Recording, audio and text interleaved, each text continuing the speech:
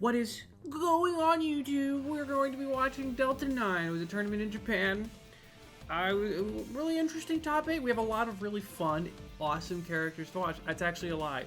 Entirely. Every single one of those matches were extremely uninteresting and would put me to sleep except for one absolute banger of a set that we are going to watch, analyze, learn from, and make fun of, because that's what we do on this channel. I'm going to now switch the display over. Boom. Boom. Look at that. It's the winner semi set, Miya versus Tama P. You might be asking yourself, who's Tama P? Well, you've been living under a rock for the last 6 months or so, because this dude is apparently ranked top 10.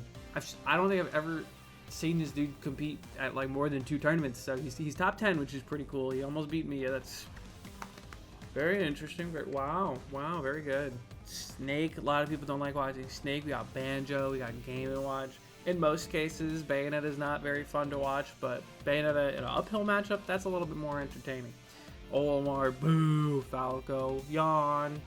Luigi's a snooze fest, and don't even get me started on Steve. Everyone knows Steve. Do I think another top level ZSS will ever emerge? No. See you in Smash 7, brother. Or 6, I don't remember which one's coming up next. Memes aside, let's try to find this. So this is game 1. Tama P versus Miya. They're starting on Hollow Bash, and that's not typical at all. Alright, this is coming off of Miya dropping a set to oh my goodness. I didn't even get past the intro yet, and Tama P already deleted this dude. That's certainly one thing you could do to respond to Uppy out of shield. He like baited that. He knew that was coming yesterday. Anyway, this is Miya coming off and just dropping a set to Lima.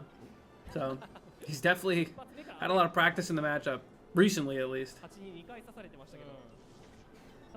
I see people get hit by Game & Watch back here, and I'm like, I swear they DI'd that wrong. And no, the angle is just that filthy. We have to pretend like Bayo isn't top 15. Bayo is not top 15.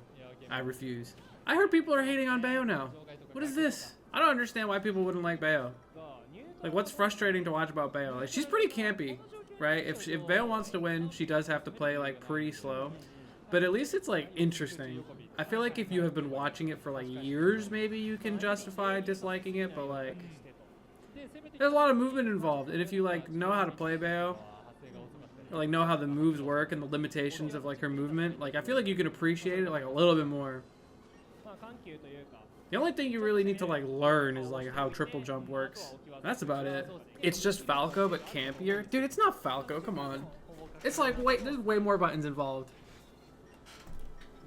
Bayo combos are a lot more complicated and have like innate DI mix-ups inside of them, with like mixing up dive kick and stuff like that.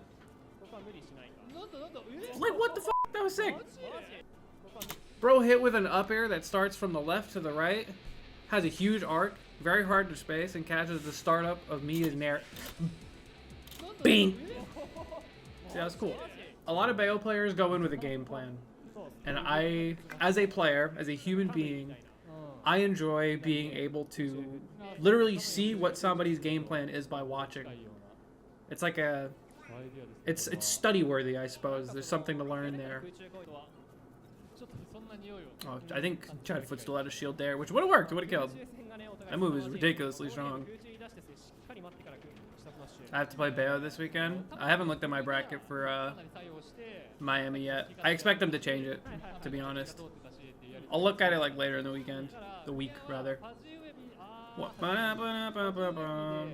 You come to my channel, you watch my video without subscribing, you better sub right now or else your whole family's kaput, you feel me?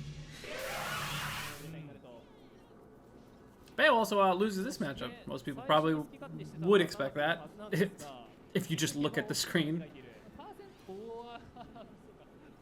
Despite having like a lot of like good escape options and not really having to deal with up air, which is like one of the Game & Watch's like best juggling tools, like it's kind of hard to just get in on him. She doesn't like have a really good a really good grab game is what I'm trying to say, and having a good grab game versus Game & Watch is very important. It's what a lot of Game & Watch players seek to avoid, which is why they will say lose a lot of matchups. Because like if grab didn't exist, Game & Watch is probably the best character in the game. What the heck? We just let that hit. So not having a good grab doesn't really work that well for Bayo. She finds a lot of success in air-to-air interactions, which don't really happen a lot versus Game & Watch, because usually she can just ABK through, which is the aerial side B for people who don't know. It will probably win, but Game & Watch just doesn't really have to jump that much in the matchup, and it's a hard call-out, too. If you guess wrong, if you side B his shield, you just start getting nared. Up B, in this case, right? When I played Miya, I was just like, floor is lava. We're playing children's games. I'm not interacting with you. Stop trying to mash on me.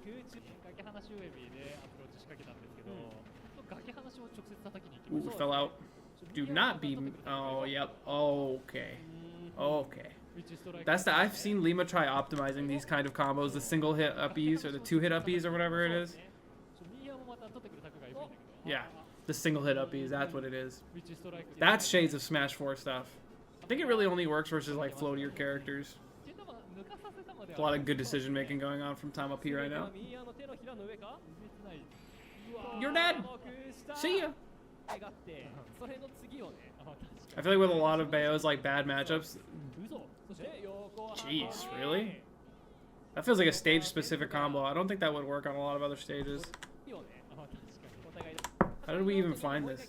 I was just about to say how bad matchups for Bayonetta just usually involves trying to kill as early as possible at any given moment. Wouldn't expect him to die there. Maybe he should have gone more up as opposed to whatever the hell he did. Get up attack. What the hell? Single hit up B! You ass, boy! You trash! What the heck? Okay, so he air dodged again and died again. When will you learn? That combo rod's so good. There's the rising forward air too on the last part. That's crazy. Such good finds. He's looking for another kill. That's the crazy part.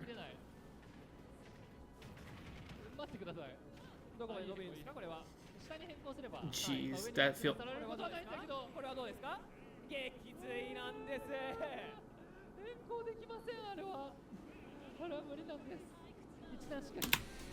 I get it.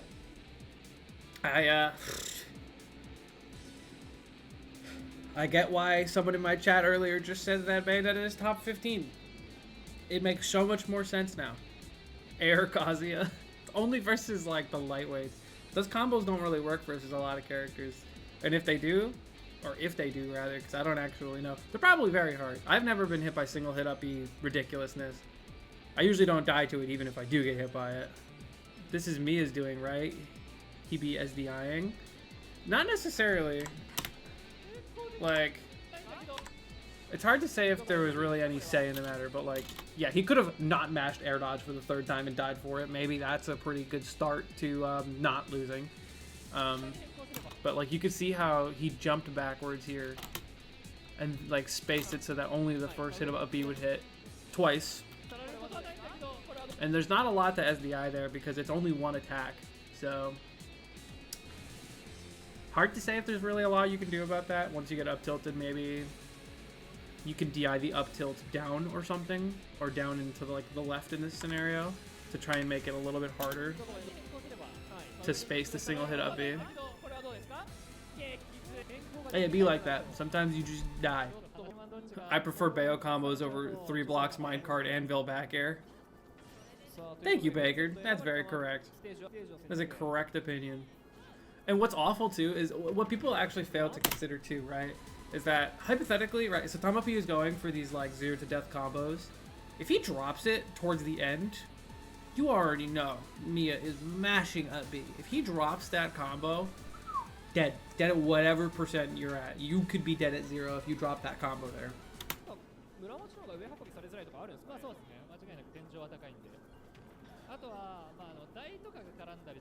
Dude, stop doing the fucking scare dodge of a lifetime. That was crazy. This is crazy. This dive kick into doing a turnaround witch twist here. He's facing to the left. Good patience. I would fully expect Miya to just mash incorrectly and die for it. Well, or he'll just get up till back air as soon as possible. That's an interesting question. Why do Japanese players, with the exception of Akola, put their in-game name as their actual tag, whereas American players and beyond just put whatever? Because we're cool and we're rad. I actually don't know why. I've been to tournaments where they like force you to put your own tags, like especially for like more organized like tournament runners will like they don't want people to get confused, so they're like, yeah, just put your tag as like Mars or whatever. Very, very rare for that to happen, but sometimes people just don't listen. They made me do that for PAX East. Yeah, see. 11 turtles. You guys are just rating my tags right now.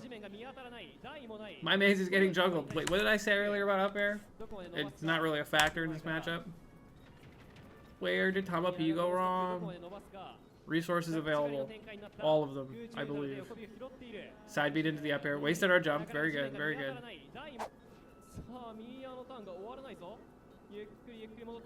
That's such a messed up little trap that Game & Watch has in this matchup, right? Where, like, you kind of have, like, as a Bayo player here, you have to respect here and go even lower. Because if Game & Watch down airs, you can get a reversal and potentially kill him. If not, you have to be ready to tech, stuff like that.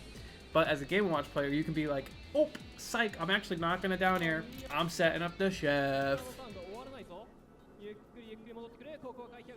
And then dropping my roll punish. Damn, what a parry.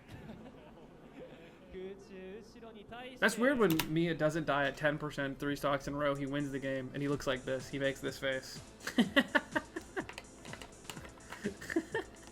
It's not a fake Trump attempt. It's like he's feigning down air. I like Woe. Yeah, Woe is also one of my top 2. I think Woe is my one of my top 2s.